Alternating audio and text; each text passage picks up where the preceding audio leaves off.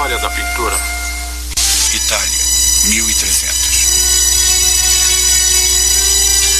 Qualquer história digna de ser contada precisa de heróis.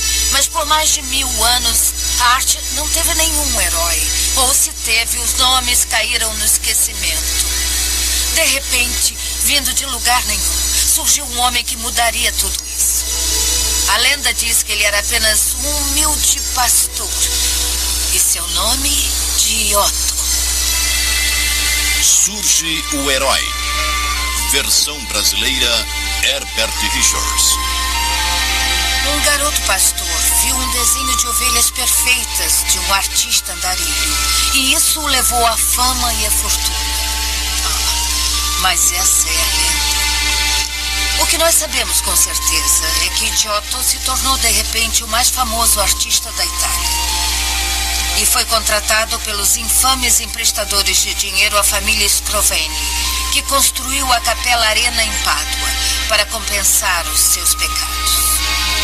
As pessoas se reuniam aqui para ver o próprio milagre de Giotto, o drama das histórias cristãs, pintadas como nunca.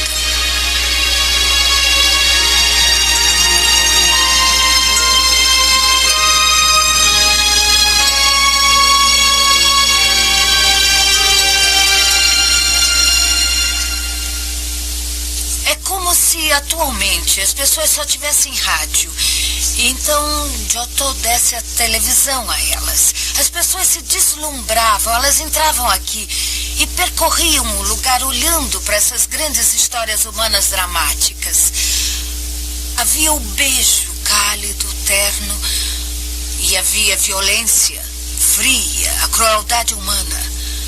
Havia um jovem casal se casando, havia nascimento, havia festa. E tudo era totalmente real. Observe a linguagem corporal. Você não precisa conhecer a história cristã para saber o que Giotto está pintando. Aquela profunda e ardente dor que sentimos quando alguém que amamos morre. Não há choro ou pranto. É o pesar forte e esmagador, e todos demonstram isso de formas diferentes. Os dois homens no final, lábios superiores rijos, o rapaz que não consegue acreditar na morte, e a figura central, claro, Maria. Aquela que sempre sofre mais, a mãe, segurando ele com mãos fracas e derrotadas, e apenas olhando para ele, sem uma lágrima. Isso agora nos leva aos anjos, aquela invenção extraordinária de Giotto, sibilando lá no céu, pequenas bolas de fogo, de energia, paixão e angústia. Quase posso ouvir chios esquisitos de morcegos. Eles rasgam as roupas, arrancam o cabelo e fazem caretas, e isso é muito estranho, porque Giotto não era o tipo de homem que entendesse de anjos. Ele entendia de humanos, fazendo a religião parecer parte do nosso mundo, sólida, terna e real. Mas anjos ele nunca tinha visto. E quando chegava a hora de pintá-los, ele geralmente se comportava assim. A ressurreição, Giotto. Vejam, o melhor que ele pode fazer são dois seres humanos robustos que têm asas. E apenas por estarem sentados lá sem fazer nada, ele não consegue se interessar por eles. O que interessa é a história, sempre a história e o que está acontecendo. Aqui estão todos os soldados, aqueles grandes machos passivos, adormecidos, perdendo tudo. E no meio, essa maravilhosa Maria Madalena, aquele perfil maravilhoso, parece perdida naquele eterno gesto de ânsia. E ela anseia por Cristo e ele diz a ela que ele está partindo. Ele está olhando para ela, mas o corpo dele já está carregando-o para fora desse quadro. E ele diz a ela: não.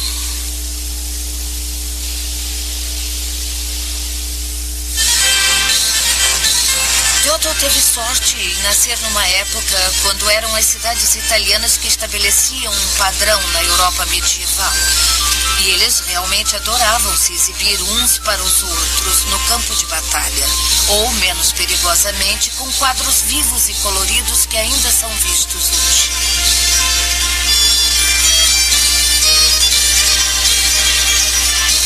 Siena acabara de ter uma vitória inesperada sobre a sua mais poderosa rival, Florença. E o melhor modo de comemorar foi encomendando um grande quadro do artista campeão da cidade. Se Florença tinha Giotto, então a feroz rival dela, Siena, também tinha um grande pintor, Duccio.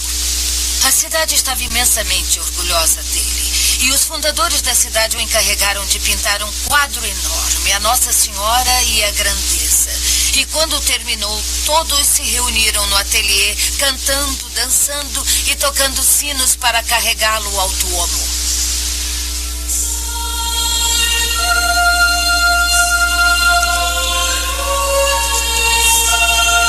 Duccio era mais velho e mais convencional do que Giotto.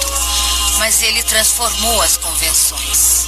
Folhas douradas tinham sido tradicionalmente usadas em quadros religiosos, mas quando Duccio as usou, ele o fez com um objetivo, para mostrar onde o céu e a terra se encontram, mas não se misturam.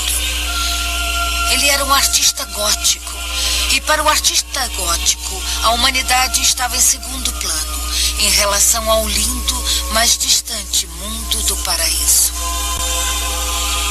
Maestà Duccio.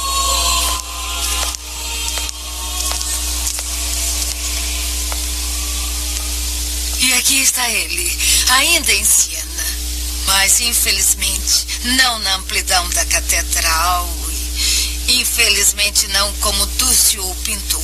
Foi um trabalho enorme, um tipo de capela arena em miniatura com toda a história de Cristo e da mãe dele em pequenas imagens em cima, embaixo, dos lados e ao fundo.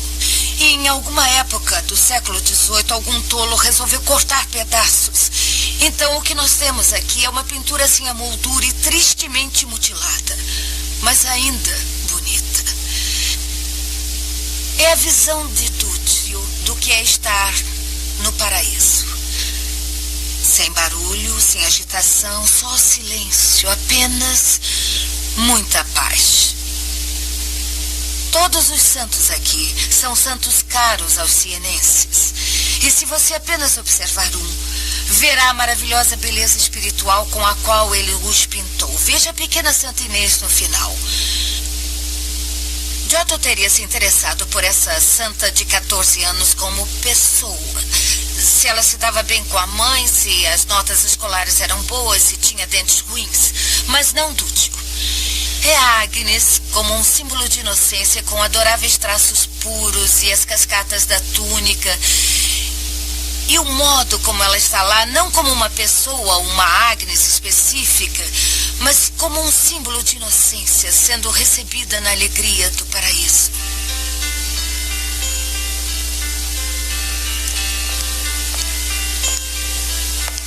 Enquanto Giotto tinha o dom de descer os personagens da história cristã até o nosso nível, Duccio, de algum modo, consegue nos elevar ao nível deles. Olhar um quadro de Duccio é uma experiência imensamente espiritual e relaxante. E a gente pensa que homem gentil devia ser. Mas, de fato, ele era o mais turbulento dos artistas, sempre enrascado. Ele não tomava armas na defesa da cidade, ele não pagava impostos. Aliás, no que diz respeito a Siena, ele dizia não. Siena precisava de cidadãos leais. Ela era uma nova república, sem reis, sem príncipes. Aqui, o conselho eleito governava do Palácio Público, o magnífico Palazzo Público, o qual ainda é a prefeitura local. O governo era levado imensamente a sério. Os 9 conselheiros sentavam nessa esplêndida Câmara do Conselho, na presença de uma pintura extraordinária de Ambrogio Lorenzetti, com a mensagem política para inspirar ou advertir. Quando você entra, você se defronta com um mau governo, normas de tirania. As paredes desmoronam, nenhuma mulher está segura nas ruas, há roubo, violência, terror. Mas nessa outra parede, em todo o seu esplendor, está um panorama do bom governo. Agora, Lorenzetti tinha um problema técnico. porque havia dois núcleos para isso. Um era a justiça, porque a República era baseada em todas as pessoas tratadas igualmente. E lá está ela, a grande rainha poderosa, distribuindo justiça com cordas, levando ao acordo. O consenso da comunidade sobre o que é certo. E essas cordas são seguras pelos 24 sienenses comuns, 9 deles usando gorro, que conduzem o olho a algumas virtudes que fazem uma república. Esplêndido no meio está a grande figura patriarcal do espírito comunitário, com todas as outras virtudes para ajudá-lo. 100 anos depois, e o norte da cidade de Brooks verá o último grande florescer da arte da Idade Média.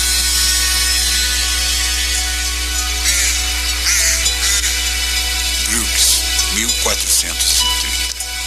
Os artistas flamencos eram bem diferentes dos italianos. Eles viam o mundo de forma diferente. Eram nortistas, mais pé no chão, bem menos idealistas. O que eles adoravam pintar era o comum, os elementos de jardim de suas casas.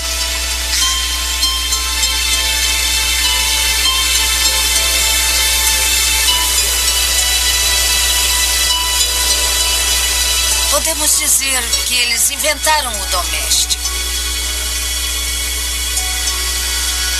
Eles foram ajudados nessa abordagem mais doméstica pelo clima. Eles não podiam pintar em paredes úmidas, então eles pintavam em madeira. E madeira era a base perfeita para se usar óleos. O óleo é translúcido. Ele atrai a luz. Ele podia recriar todos os detalhes brilhantes de um lar opulento ou uma esplêndida igreja. E o primeiro grande mestre de pintura a óleo foi Jan van Eyck, cuja técnica criou uma realidade brilhante e lúcida. Esse é um daqueles quadros inesquecíveis. O retrato de Jan van Eyck de... E aqui eu começo a vacilar. É do casamento dos Arnolfini, ou do noivado dos Arnolfini, ou apenas o retrato de Giovanni Arnolfini e sua esposa Giovanna.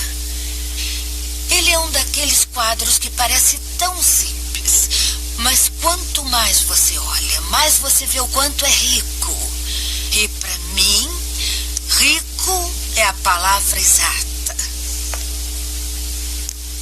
Eles são dois jovens italianos bem-sucedidos em Brooks e querem mostrar que são. Tudo aqui é um símbolo de status. E podemos facilmente nos enganar. Nós olhamos para a cama e dizemos: não, isso não é um quarto. Essa é a sala de recepção, porque uma cama daquelas era considerada uma peça de mobília maravilhosa e você quer exibi-la, não usá-la. E o vestido de Giovanna. De novo pensamos que sabemos, está grávida. Não está, essa era a última moda, com estômago protuberante, uma moda medonha, mas ainda a última moda, cascateando para mostrar toda a sua riqueza.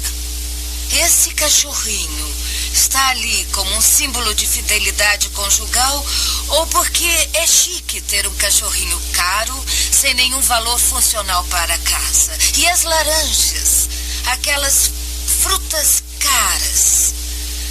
Tudo aqui pode ter muitas leituras.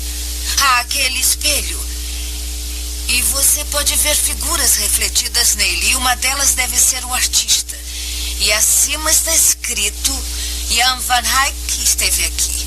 E eu sempre acho que isso é espirituoso, porque nunca houve uma pintura quando não era óbvio que o pintor esteve lá.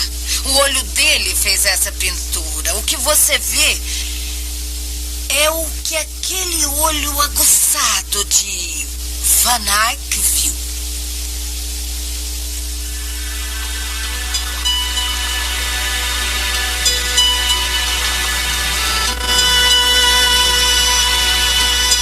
Todas as pinturas de Van Eyck são sobre olhar, sobre descrever. Mesmo quando ele pinta o homem que cuidava das despesas de uma das mais poderosas dinastias da Europa, o chanceler Roland, um homem que poderia fazer ou destruir qualquer artista, Van Eyck é sempre imparcial. E para nós, olhando essa imparcialidade, pode haver um toque de ironia. Antes de você se perder na beleza dessa pintura, talvez devêssemos notar o título dela, A Virgem do Chanceler Roland. O que Van Eyck quer dizer? Isso foi pintado em homenagem à Virgem ou em homenagem ao próprio Chanceler Roland? Roland era notório por cobrar imposto dos pobres.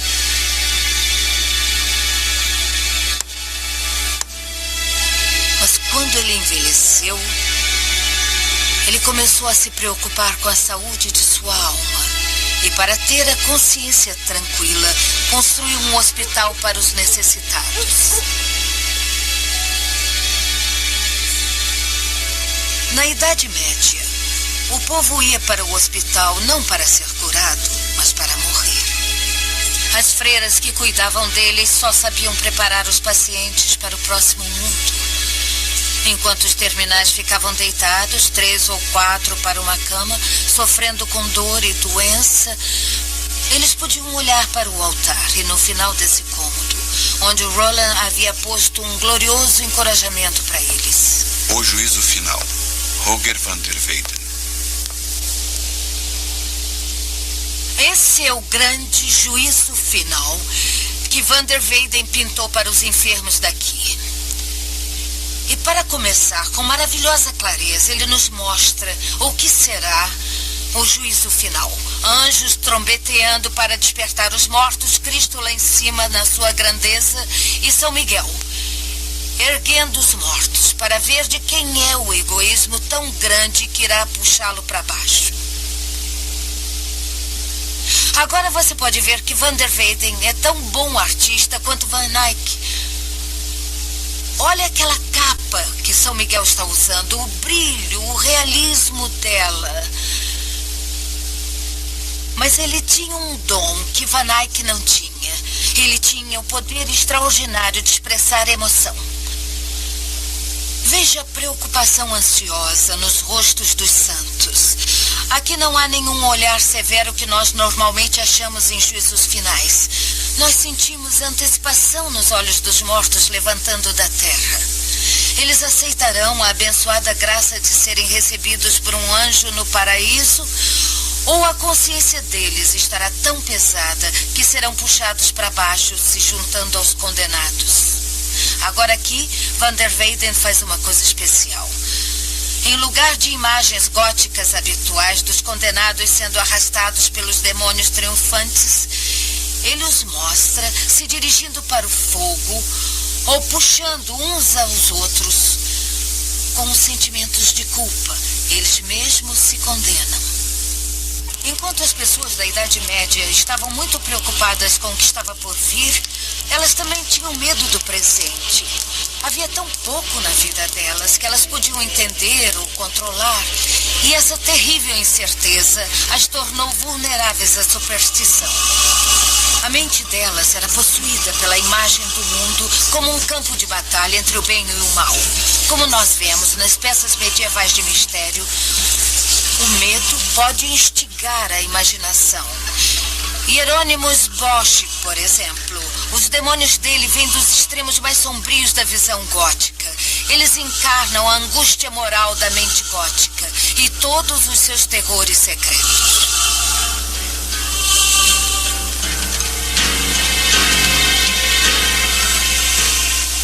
Numa pintura pequena como essa, A Nau dos Tolos, acho que podemos ver mais claramente como um artista. Bosch era sério, mas ao mesmo tempo um artista mágico, porque ela é cheia de humor. Mas sua mensagem é bem profunda. É aquela antiga metáfora da vida como uma viagem.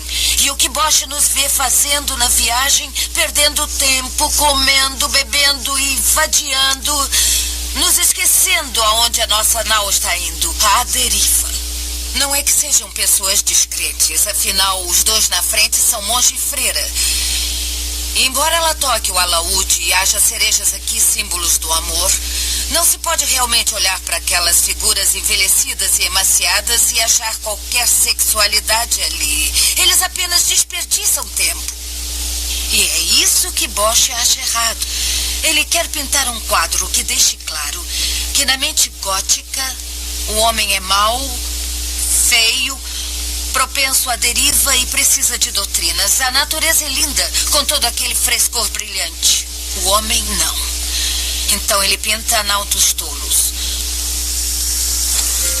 O próprio Bosch nunca navegou na maré da história do mundo. Ele nunca saiu da sua cidade natal, a cidade de Den Bosch, da qual ele tirou o nome. Enquanto novas ideias sacudiam os alicerces do pensamento medieval, Bosch, embora com suas imagens bizarras, extraordinárias e originais, se apegava ao que ele sabia. Essa era a catedral medieval, onde Bosch cultuou a vida toda. Ele foi o último grande artista que viu instintivamente o mundo em termos góticos. Um mundo de gárgulas, demônios e a humanidade sob ameaça. Então, a arte gótica se apagou com Bosch como fogos de artifício gigantescos explodindo no céu escuro.